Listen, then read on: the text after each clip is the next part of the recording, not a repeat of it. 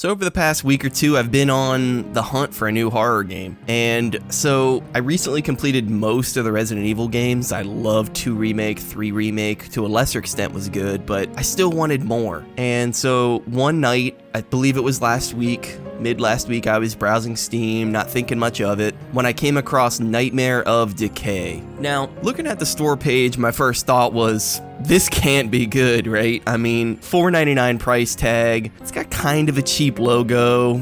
I'm sorry. Resident Evil is referenced in the first 10 seconds of the trailer. I thought to myself, no way is this good. It's just some asset flip from a fan trying to cash in on the recent, the revival of Resident Evil, right? But I was scrolling Twitter and I kept seeing it pop up, screenshots, video clips, etc. And I thought to myself, it's $4.99, why not give it a shot, So I bought the game and I booted the game up. Booting the game up didn't give me much confidence, seeing that Made in Unity logo. I thought my assumptions about it were correct. And look, I know it's not totally fair to assume just because it's made in Unity it's trash, but in my experience, especially with those sub $10 indie games, that's usually the case. Anyways, I gotta say though, straight up, I was completely wrong about Nightmare of Decay. It's such a cool throwback to those late 90s survival horror games in the best and worst ways possible. So let me explain a little more. So after you boot the game up and go through your settings and everything, you start the game off as an unnamed man, just hanging around his apartment, winding down for the night. On the TV, there's a report of a young woman who's missing. She had been complaining of frequent nightmares and hallucinations. So, right off the bat, I love the atmosphere of this scene and the game in general. Hearing the buzz coming from the CRT, the grainy filter over the entire screen, it's really great.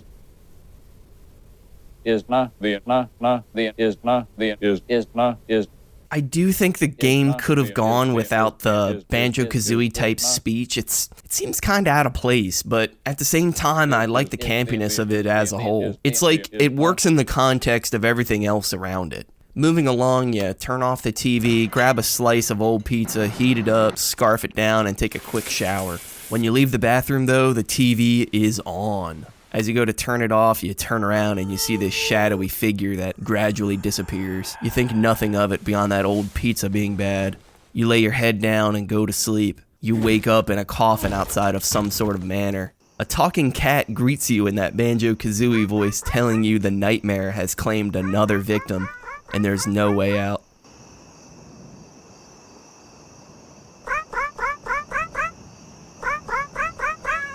And see, this is where the real meat of the game begins. And right off the bat, this mansion is laid out sort of like the Resident Evil one with its large pillars and spacious foyer and its different branching pathways. It's almost like a maze.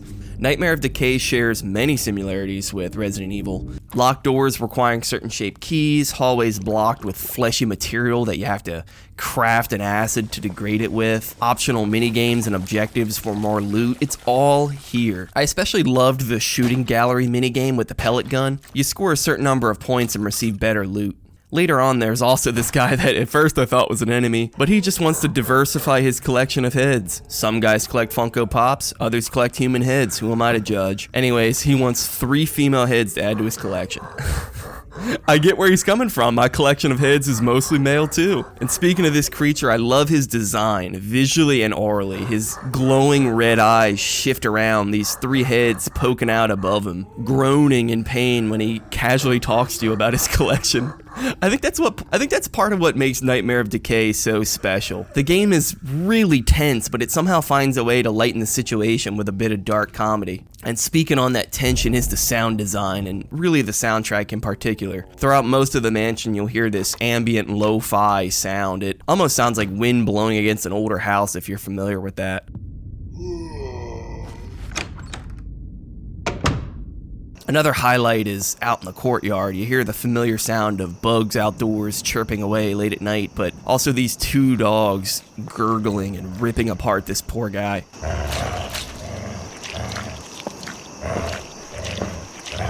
I love it. I love how the soundtrack isn't in your face. Less is more in this case. Walking through the halls of this mansion is only made creepier with this ambience. The visual style is also another highlight. I love the muted color palette and this distortion effect that's going on. I'm not sure what it's called. I think it's color banding or something. If someone could really tell me, that'd be great, but I don't know exactly how or what it is, but it looks sick. I love it. So it's that time of the video to dive into the gameplay. So as you can probably tell by now, Nightmare of Decay is a first-person shooter, but it's fairly unique in the sense that your movement is very limited. We live in an age where seemingly every shooter is fast-paced and twitchy. I found it refreshing to play something outside of that norm. You walk around very slowly, but you do have a sprint option, though this does deplete very quickly and you need to be aware of when and where to use it. The game thankfully doesn't feature any of those old tank controls, so you're able to quickly snap the heads if you need to. Depending on the difficulty select, ammo drops can be more common or more rare. I played the game on normal and I found that I had enough ammo and supplies to complete the game with minimal backtracking. That's not to say you should kill every zombie you approach, because you definitely should not. After the third pistol shot, a zombie will flail backwards and give you enough time to walk by. The standard zombies drop after 7 to 8 shots from your pistol, so it's not always a good idea to waste your ammo on them. The starter pistol is your go-to weapon for most of the game. Ammo for it is the most commonly found, and it deals a decent amount of damage for what it is. After this, I found the shotgun, and man, this thing packs a punch. I love how it sounds, looks, everything. It was just fun to blow off zombies' heads with, and it came in clutch later on in the game when you encounter more difficult enemies.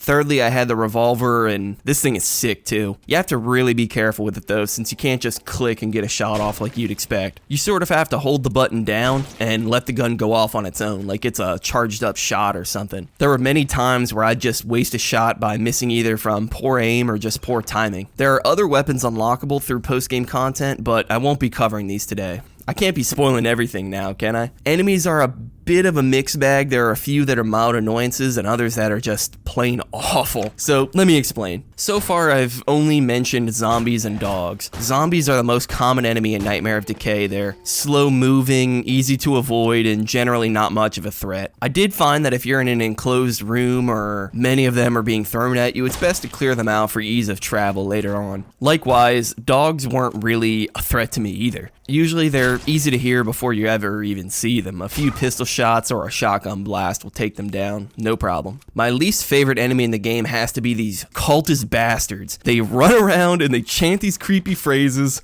while shooting at you with pistols and shotguns. They hit scan, they're not projectile, they hit scan, and they pack a huge punch, giving you so little time to move out of their line of sight. I just didn't think that they fit the overall gameplay loop we had established up until this point. I would have liked to see them maybe be more inaccurate with their shots, or maybe they could use melee weapons like axes or swords that they would throw at you after a while. Anything that I could just physically see and dodge would be a huge improvement. I think maybe the dev needs to slow them down, you know? They just don't feel like they fit to me. That's my big thing. Like they aesthetically look like they should be here. They look creepy, they sound creepy, you know, they're kind of goofy looking with their, when they smile and do their little her thing.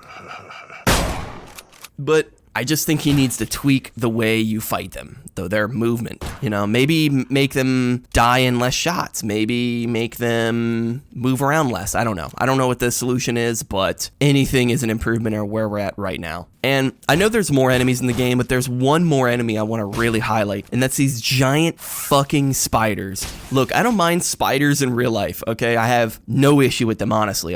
If I see one in my house, I just leave it alone, okay? But something about these giant ones in video games, it doesn't matter what the game is. It could be Skyrim, it could be this. It doesn't matter. Any large spider in a video game rubs me the wrong way. I don't know if it's the scale or the exaggerated features or what, but God, I hate them. 2 shotgun blasts and they're gone. Good riddance. Nightmare of Decay does feature a few boss fights, and I also felt that they just didn't really fit into the overall gameplay loop we had established. I don't want to show too many of these, I'm just going to show one of the earlier ones, but I generally just walked around and popped a few shots off, reloaded slowly, and then fired a few more until the boss was dead. Every boss generally plays the same, but there are some minor variations. For example, there's a boss that can one-hit kill you if they get too close to you, and then there's another one that can restrict your movement if you're hit with one of its attacks. I would have liked to see a way to maybe set off traps or a way to avoid them entirely. I just didn't feel like I had the proper mobility to handle some of the bosses later on. Nightmare of Decay took me about 2 hours to complete. It's short and sweet and to the point, and I love the ending. I'm not going to sit here and show it for you guys because I want you all to experience it for yourselves, but it is foreshadowed really early on in the game, and that's the only clue you're getting out of me. Go play it. There is some post-game content that I briefly mentioned earlier. There's a horde mode and a dungeon escape mode. There's also an achievement to beat the game without sprinting, and another one to beat it using only the knife. That's hardcore. What I'm trying to say here is, there's plenty of content here to justify a $4.99 price tag, and I'd argue it's worth even more than that. Nightmare of Decay was such a wonderful, unexpected treat from solo dev Checkmatey. There's even a demo on the Steam page, so there's no reason for you to not at least check it out, you know? Give it a shot. Wrapping things up here, Nightmare of Decay follows the survival horror formula to a T and mostly succeeds. It's not perfect, I'm not saying that it is, but you shouldn't judge a book by its cover. Nightmare of Decay is well worth your time and money, and I recommend it.